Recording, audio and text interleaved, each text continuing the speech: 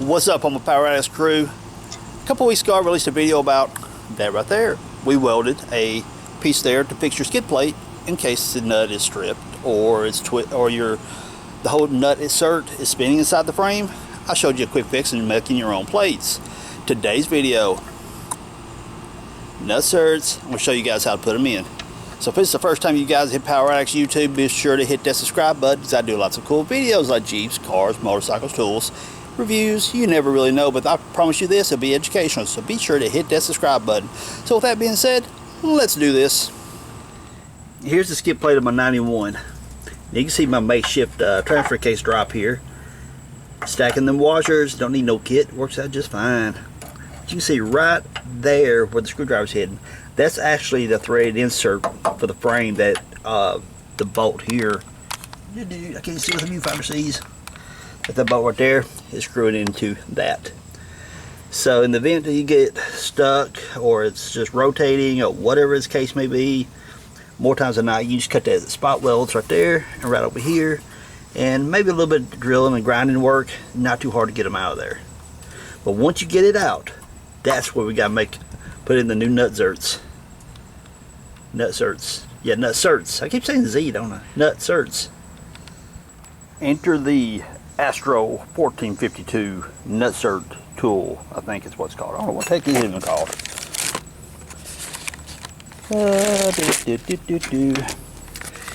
Extra large nut thread setting hand riveter kit, 1/2 inch capacity. That would be them. And that is what I'm going to demonstrate with. I'm going to show you guys how to set one of those. Now if you guys remember the last video I did where I demonstrated this little nut trick right here where you welded it in, if not I'll put a link so you guys can check it out. But we're going to drill this end and put one of those in there to show you guys how it works. Let me get a hole drilled in this thing. Use this piece of frame member right here to demonstrate the nutsert. I'm going to take this unit bit, I'm going to drill it to an 11/16 hole, which is like right there.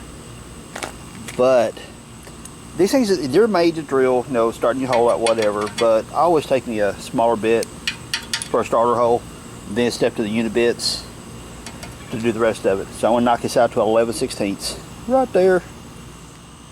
Got that hole drilled out to 11/16 diameter. See, nutsert, it fits in there, but just a tiny little bit of movement, which is just fine. So let's pull this thing out of here. We'll clamp that baby down. When you receive the tool, it's going to have already chucked up in here one of the smaller bits. So what you want to do is change that out. So we'll unscrew that. Notice the whole thing turning. So now you got to do is take this off. Right there. The sleeve slides back because it holds that in place. Take that out. Now let's get our 1/2 inch.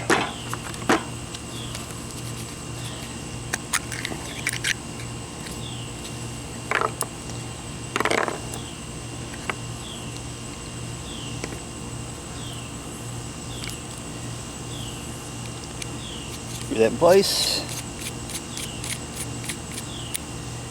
See, now you don't have to make this right here tight. Just get to the point to where this collar locks it in place. See? Done. Then we'll put this back on. Again, don't have to worry about being tight. Just bump snug it. Then put this in place. Again, just bump it. Don't have to make it tight. Now you gotta notice, if you don't pay attention, when you thread this on here, notice how I've got my handles positioned here. Notice how I got my handles positioned. They're closed. If you screw this on, now you're not going to get a whole lot of thread engagement. What you want to do is open those up. See how it pushes that out? Then you get proper thread engagement for it to lock in place. Because now it's coming most of the way down. And you turn this handle back here as well to screw it in to engage it. So now, let's go over to the frame piece and put it in. Take the thread insert, set it down inside there, make sure this piece is flush.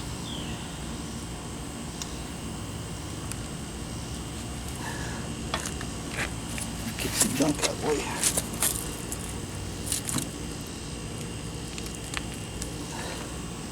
Okay, start to expand right there.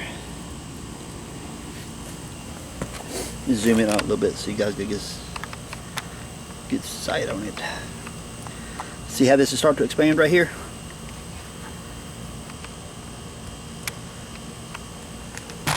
Oop, get the camera.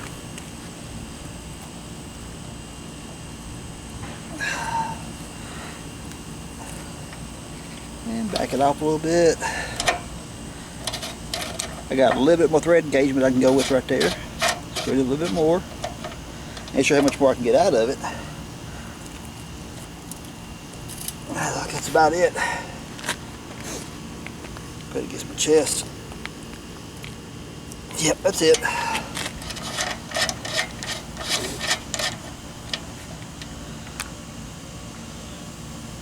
What I'm doing here, I'm just holding the tool. Unscrew this. Takes it right out of the nutsert. Pretty cool. Then, as you can see, we'll take our bolt.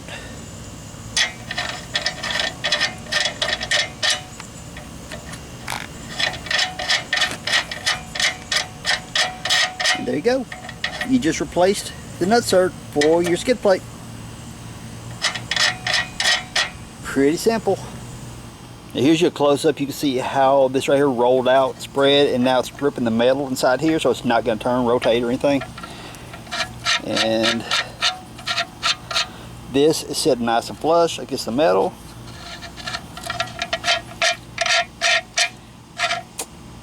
Makes for an easy fix. Now bear in mind too that if your frame is all rusted up really bad and your metal's real thin here, this is not going to be a good idea, because this nutsert right here will eventually pull through the frame if your frame's rusted out really bad. So really you got to take judgment as to which is the better option. Like where I demonstrated on one video how to weld this plate in, this would reinforce that area.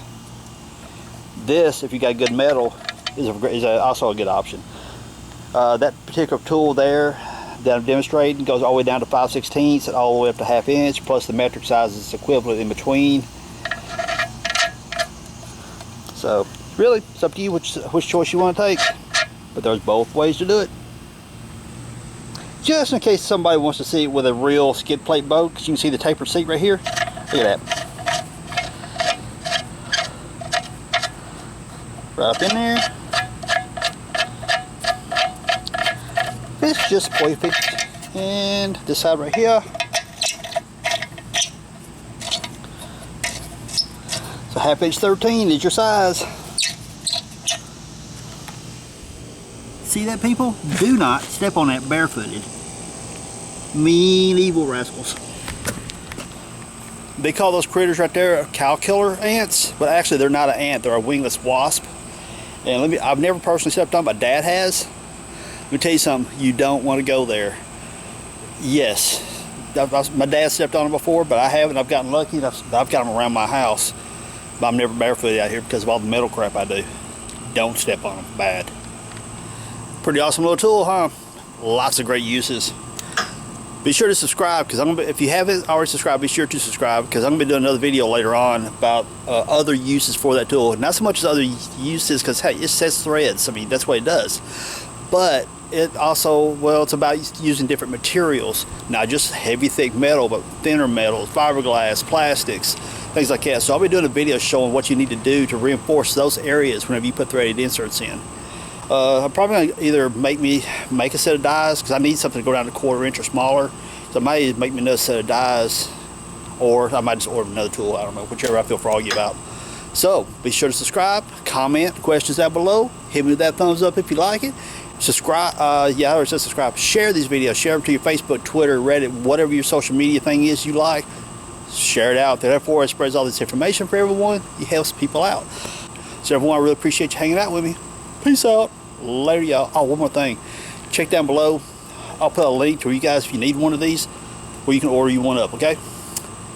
So, appreciate you hanging out with me. Peace out. Later, y'all.